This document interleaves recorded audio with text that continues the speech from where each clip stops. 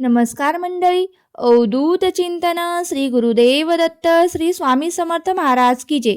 आजच्या व्हिडिओमध्ये आपण जाणून घेणार आहोत की तारक मंत्राचे तीर्थ कसे तयार करावे किंवा तारक मंत्राचे तीर्थ तयार केल्यानंतर त्या तारक मंत्राच्या तीर्थापासून आपल्याला काय फायदा होतो किंवा आपल्या घरात एखादी व्यसन करणारी व्यक्ती आहे, हट्टीपणा करणारी व्यक्ती आहे, भांडण, पती पत्नीतील वादविवाद, संकटे, या सर्व संकटापासून आपल्याला जर सुटका करून घ्यायची असेल तर तारक मंत्राचे पाणी हे अत्यंत उपयोगी ठरणार आहे. चला तर मग जाणून घेऊया की तारक मंत्राचे पाणी कसे तयार करावे.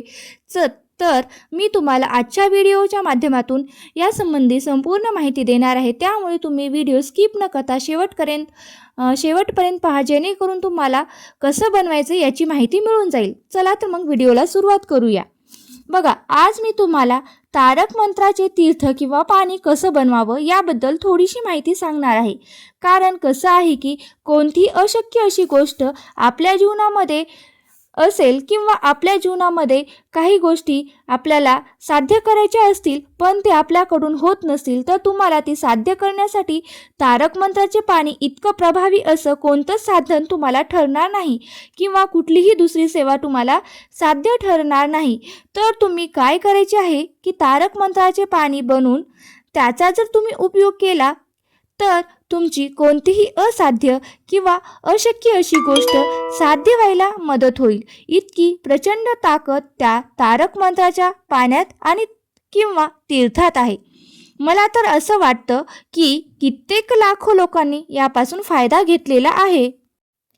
तुम्ही तर प्रत्येकाचे अनुभव यूट्यूबवर पाहतच आहेत किंवा बऱ्याच जणींकडून तुम्ही ऐकलंही असेल.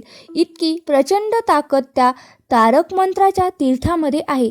त्यामुळे प्रत्येकाने तारक मंत्र म्हणून त्याचे तीर्थ बनवून ते प्राशन करायला काहीही हरकत नाही असे मला वाटतं. तरी मग तारक मंत्राचे तीर्थ किंवा मंत्राचे पाणी कसं बनवायचं, तर अगदी सोपं आहे. तुम्ही रोज सकाळी उठल्यानंतर नित्यकामे आटपून देवपूजा करताना किंवा संध्याकाळी किंवा सकाळी कधीही करा किंवा देवपूजा संपल्यानंतर तुम्ही धूप अगरबत्ती सगळं झाल्यानंतर स्वामींच्या फोटोसमोर बसून लक्षात ठेवा की समोर दिवा लावलेला पाहिजे आणि अगरबत्ती लावलेली असायला पाहिजे. मग तिथे बसून तुम्ही तारक मंत्र तर सर्वांनाच माहिती असेल, पण जे कोणी नवीन आहेत स्वामी भक्त त्यांनी स्वामी सेवेबद्दल काही माहीत नाही, तर अशाने तारक मंत्र तुम्हाला कुठे मिळेल तर त्याचं पुस्तक रूपी कुठेही मिळत नाही. मिळालं तर तुम्ही गुगलवरती सर्च करू शकता किंवा तुम्ही यूट्यूबवरतीही तारक मंत्र म्हणून सर्च करू शकतात. अगदी छोटासा असा मंत्र आहे. तुम्हाला 11 वेळा हा मंत्र म्हणण्यासाठी फार काही वेळ लागणार नाही, फक्त 10 मिनिट लागतील. जर तुम्ही रोज म्हणत गेलात तर तुम्हाला तुमच्या सरावाने हा मंत्र पाठ होऊन जाईल.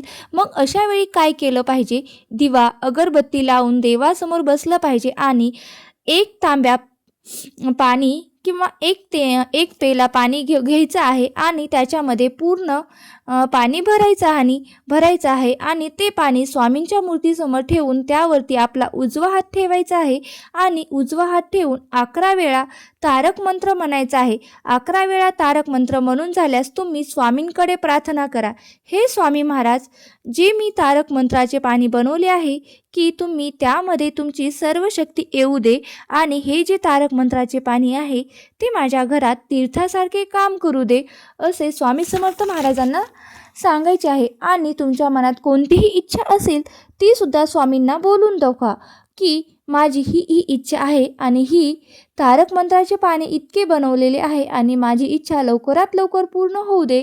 मग तुम्ही हे नित्यनेमाने केल्यानंतर तुमच्या लक्षात येईल की तुमचे जे काही प्रॉब्लेम्स आहेत किंवा जे काही संकट आहेत ते हळूहळू कमी होतं आणि अशक्य अशी गोष्ट सुद्धा शक्य होत असते. त्या सगळ्या शक्य होत आलेल्या असतील.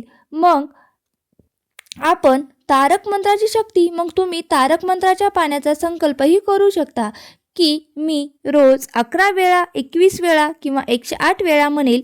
जितकं लवकरात लवकर तुम्हाला काम व्हावं असं वाटतं तितकी प्रभावी सेवा करायला पाहिजे.